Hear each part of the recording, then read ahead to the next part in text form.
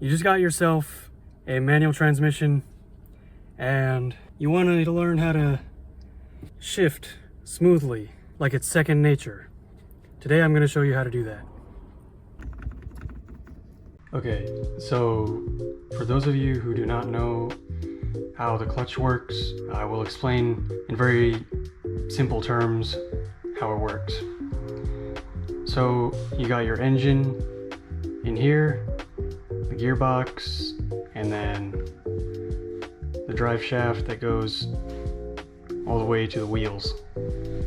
So basically, when you press the clutch in, the power from the engine to the wheels disengages. How that works is there's two discs on each side. The disc on the side of the engine is called the flywheel, and the disc on the side of the wheels is called the clutch.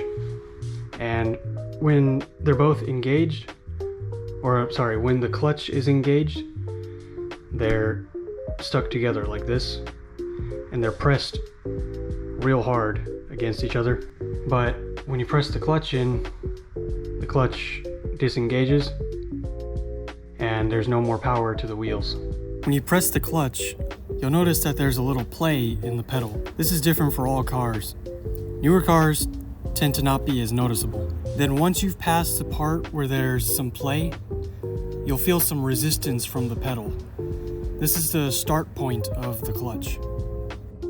Next, we are going to find where the clutch meets the flywheel. Put the car in first gear, press the clutch all the way in, right foot on the brake or pull the e-brake, and release it until you start to feel the revs drop. That is the meet point. Alright, so I'm going to show you the release point of the clutch. So you'll see the RPMs will go up when I get to that release point. Just leave your foot on the gas like that. If I go all the way, the flywheel just keeps spinning like crazy, right? So you can do that. Don't do it too much because it's not good for your clutch. But you can find the release point of the clutch. There's a bird in the road. Anyways, you can find it like that. The throttle wire is, I believe it was called throttle by wire. It's like an electronic throttle. In older cars like an AE86, it's a cable that physically connects to the gas pedal. But for this, it senses your input, RPMs adjust to that or whatnot. I don't know like in detail, but that's how it is basically.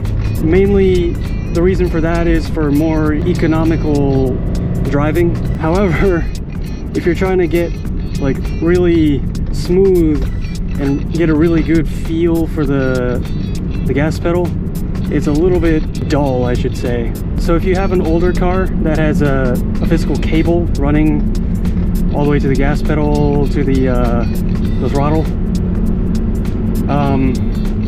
it's a lot easier to find that release point of the clutch. Once you find the release point, remember that, and it'll become muscle memory. Just remember those 2 points and how much of a distance there is between them, and it's just down to repetition at that point. When you want to shift gears, press the clutch in to the release point. Start letting off the gas while pressing in the clutch. Then quickly let off the clutch to the meet point. Slowly let off the clutch while gradually applying throttle. Here is a bad example. You can see I let off the gas completely before pressing in the clutch. The clutch work is also just one movement, all the way in or all the way out. You want to match the speed of the flywheel with the speed of the wheels. If the revs drop too much or are too high when engaging the clutch, the car lurches, as you can see. Rev matching can help alleviate that.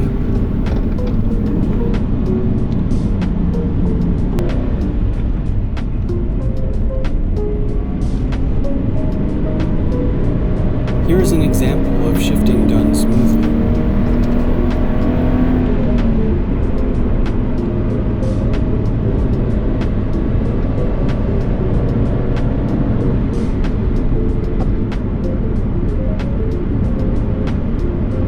Alright, so that was how to drive a manual smoothly.